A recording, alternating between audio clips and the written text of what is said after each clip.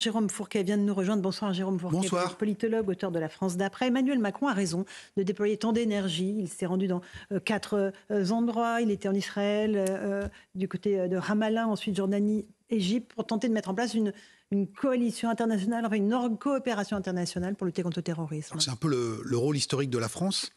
Et si vous me permettez, Emmanuel Macron, là, sur cette affaire, il fait à nouveau du en même temps. C'est-à-dire qu'il y a deux grilles de lecture qui sont proposées, qui sont possibles sur cette crise en Israël et à Gaza.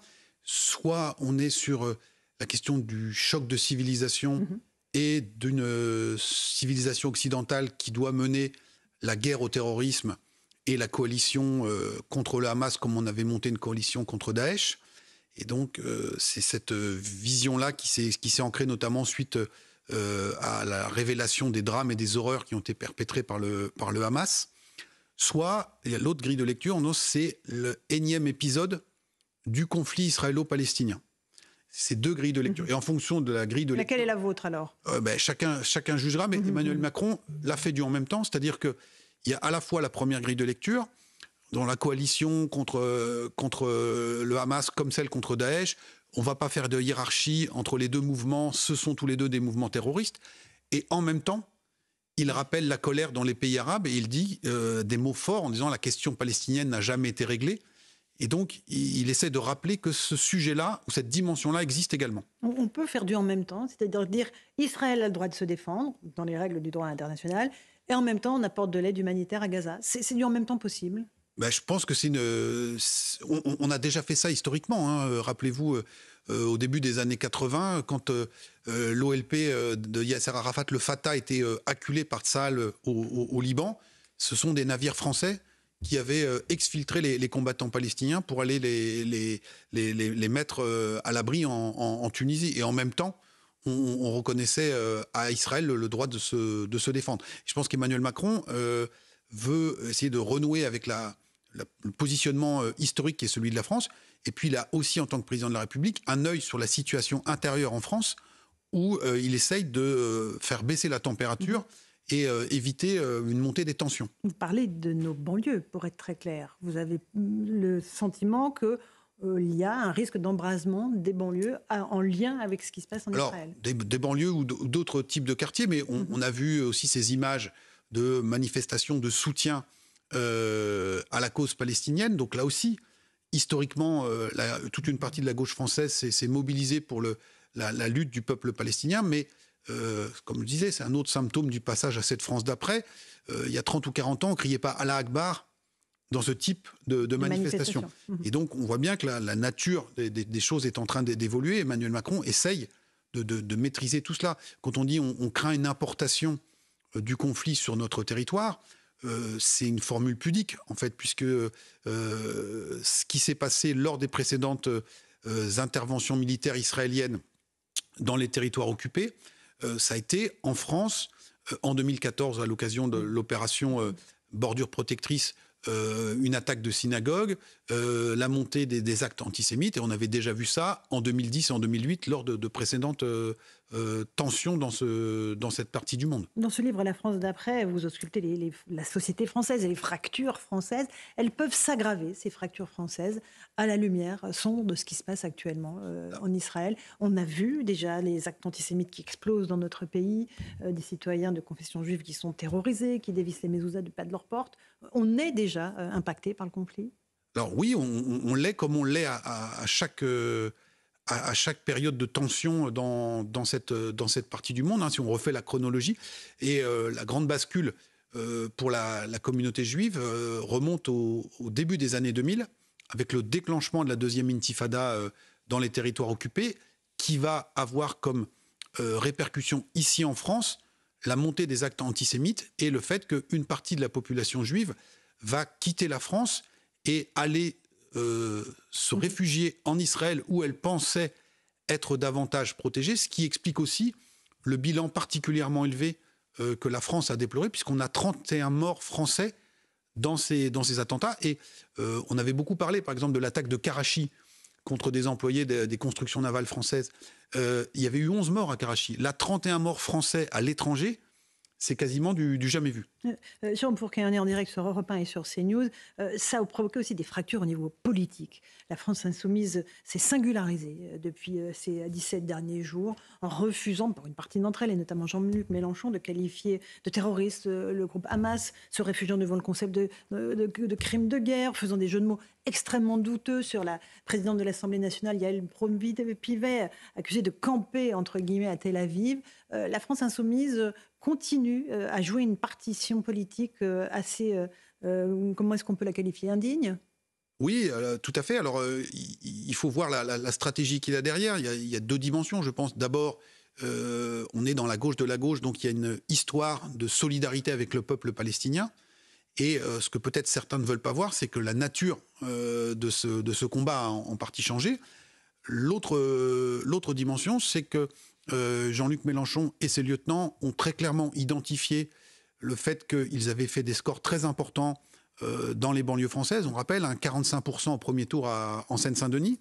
Dans une enquête de l'IFOP, on montre que 67% de l'électorat qui se considère de confession musulmane a voté pour Jean-Luc Mélenchon au premier tour de l'élection présidentielle. Donc les 2/3. Hein. Voilà, et donc c'est cette volonté aussi de parler à cet électorat, puisque Jean-Luc Mélenchon et son entourage sont persuadés qu'ils ont déjà fait des scores importants dans ces quartiers, mais qu'il y a encore une armée de réserve avec de très nombreux abstentionnistes qu'il convient de convaincre en, pour reprendre son expression, parlant dur et dru, ce qu'il fait aujourd'hui manifestement. De ce point de vue-là, vous voyez là encore une bascule historique qui me fait écrire que nous sommes passés dans une France d'après sur la question de l'antisémitisme. Mmh. En 1990, c'est le drame de Carpentras, la profanation du cimetière juif. Et à l'époque, c'est le Front National de Jean-Marie Le Pen qui est tout de suite mis au banc de la nation et qui est exclu, on ne parlait pas comme ça à l'époque, de l'arc républicain. François Mitterrand, président de la République, prend la tête d'une grande manifestation où le slogan est « Le Pen les mots, Carpentras les larmes ». 33 ans plus tard, sur cette question de l'antisémitisme, le Rassemblement national a pu défiler dans la manifestation de soutien à Israël organisée par les organisations juives du pays. Et c'est aujourd'hui la France insoumise qui est au rang de paria. Et donc on voit une inversion tout à fait spectaculaire de la situation. On pourrait parler aussi de la laïcité. Mmh. Dans ces années 80-90, la grande manifestation pour la défense de l'école privée ou l'école libre en 84. En 94, la manifestation des laïcs contre la réforme de la loi Fallou. Donc on est dans les derniers feux de la guerre des deux écoles. Et aujourd'hui, la question de la laïcité ne se pose plus dans les mêmes termes. C'est plus une arme de guerre pour faire reculer l'influence de l'Église. C'est un cadre pour essayer de contenir l'influence de l'islamisme radical dans nos écoles. Le prodrome de tout ça, c'est 89, l'affaire de Creil. Et ensuite, il y a l'affaire du foulard de Creil, la loi sur le voile. Puis, la forme extrême de tout ça, c'est l'assassinat de Samuel Paty, puis du professeur d'Arras. Et donc là aussi, on voit comment, en 30 ans, les points de repère sur la laïcité se sont complètement transformés ou inversés. Tout ça est lié évidemment au phénomène de l'immigration. Vous l'écrivez dans ce livre, La France d'après, aux éditions du Seuil. L'immigration à flux soutenu, dites-vous, et le développement de pratiques communautaires ou religieuses ostentatoires ont transformé en une vingtaine d'années la physionomie de territoires entiers, et pas uniquement dans les banlieues des grandes villes. Jérôme Fourquet. Oui, tout à fait. Alors on voit par exemple qu'il y a un regain de religiosité sur l'affaire du port du voile, on en a parlé. On voit aussi que toute une série de règles non écrites dans l'espace public, qu'il s'agisse de la place de la femme, de la relation entre l'homme et la femme, sur ce qui se passe dans les écoles, on a vu tout cela. Et toutes ces règles non écrites qui s'installent progressivement et qui font que le cadre républicain est contesté. Alors, le ministre de l'Éducation, Gabriel Attal, a prononcé un très beau discours lors des obsèques de l'enseignant d'Arras, en disant que la République et l'école ne reculeraient pas. Sauf qu'une enquête de l'IFOP, réalisée au printemps dernier, avait montré, auprès des enseignants, du public, avait montré que 45% d'entre eux indiquaient avoir modifié leur façon d'enseigner suite à l'assassinat de leur collègue Samuel Paty. Et ce score montait à 60% parmi les enseignants qui enseignent dans ce qu'on appelle les zones REP et REP+. Et donc, de facto, la situation avait déjà changé. Et donc, l'assassinat de l'enseignant d'Arras ne va que renforcer l'émoi et la peur dans toute une partie du corps enseignant, ce qu'on peut parfaitement comprendre face au développement de ces nouvelles règles et de cet islamisme politique qui teste et qui essaie de faire reculer la République et ses fondamentaux, y compris dans une enceinte historiquement sacrée qui était l'école. Jérôme Fourquet, on a évoqué le vote musulman qui s'est tourné largement vers Jean-Luc Mélenchon. Est-ce qu'il y a un mouvement du côté de l'électorat de nos compatriotes de confession juive? Est-ce que le Rassemblement national peut bénéficier de la peur, de l'angoisse qu'il ressent aujourd'hui? Là encore, des mouvements tectoniques de plaques assez spectaculaires. Jusqu'à la fin des années 90, et de manière historique, le centre de gravité électorale de l'électorat de confession juive ou de culture juive était plutôt à gauche. Même, il y avait une diversité, mais c'était plutôt à gauche. Un lien très fort avec la République, l'affaire Dreyfus, la période de Vichy. On parlait tout à l'heure de la politique pro-arabe de la France, un De Gaulle qui, dans les années 60, parle d'Israël, d'un peuple sûr de lui et dominateur. Donc, et d'élite. Et donc, tout ça faisait que l'électorat juif votait plutôt à gauche. La bascule, comme on l'a dit, c'est 2000, l'année 2000, le début de la deuxième intifada, la montée d'un nouvel antisémitisme qu'on a appelé l'antisémitisme des banlieues. Et le fait que la gauche qui était à l'époque au pouvoir, Lionel Jospin et son ministre de l'Intérieur Daniel Vaillant, regardaient un peu ailleurs parce qu'on était très gênés face à la nature de ce nouvel antisémitisme et aux auteurs de ce nouvel antisémitisme. Et donc progressivement, par inquiétude, par peur et aussi par dépit face à la non prise en compte de leur situation, l'électorat juif a commencé le centre de gravité a basculé à droite. C'est très net en 2002, par exemple, avec un candidat comme Alain Madelin, qui fait plus de 20% dans les bureaux de vote de ce qu'on appelle la Petite Jérusalem, c'est le quartier juif de Sarcelles. Ensuite, c'est Nicolas Sarkozy qui va capter cet électorat. Et le point d'aboutissement de cette droitisation de l'électorat juif, c'est les scores tout à fait spectaculaires d'Éric Zemmour au premier tour de la présidentielle, donc dans ces mêmes quartiers de Sarcelles, 35%.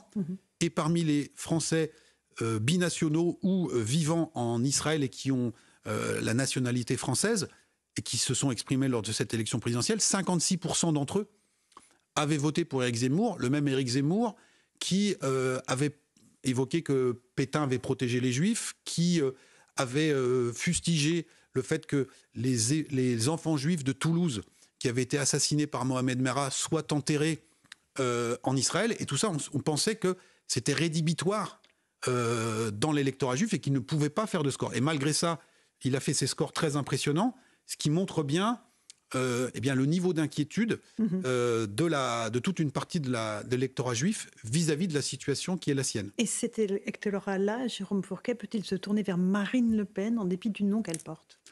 Alors ça demeure très compliqué. Vous voyez, typiquement, si on prend notre échantillon test de Sarcelles, alors qui vaut ce qu'il vaut, j'ai dit tout à l'heure qu'Éric Zemmour avait fait à peu près 35% dans ces bureaux de vote-là. Marine Le Pen entre 8 et 10% au premier tour. Donc si vous faites le total, ça fait aux alentours de 40%. Et au deuxième tour, dans ces mêmes bureaux, 15 jours plus tard, son score est à peu près de 20 à 25%. Donc ça veut dire qu'il y a toute une partie de l'électorat juif qui peut voter Éric Zemmour, qui objectivement est sur un discours qui est peut-être même plus dur que celui de Marine Le Pen, mais qui reste quelque part encore un passif. La dernière étape de la normalisation du Rassemblement national et de Marine Le Pen, c'est quand ce verrou-là aura définitivement sauté. De ce point de vue-là, le fait que ces lieutenants et ces représentants aient pu défiler ou participer à la manifestation organisée après les événements du 7 octobre est déjà un signe d'une évolution tectonique des plaques. Et on rappellera que quelques semaines avant tout cela, Gérard Miller, membre ou très proche compagnon de route de la France Insoumise, avait signé une tribune dans Le Monde dans lequel il déplorait que beaucoup de Français de confession juive aient perdu leur boussole morale et politique. Mais sans doute que la France Insoumise porte une responsabilité dans cette évolution électorale. Merci beaucoup, Jérôme Fourquet.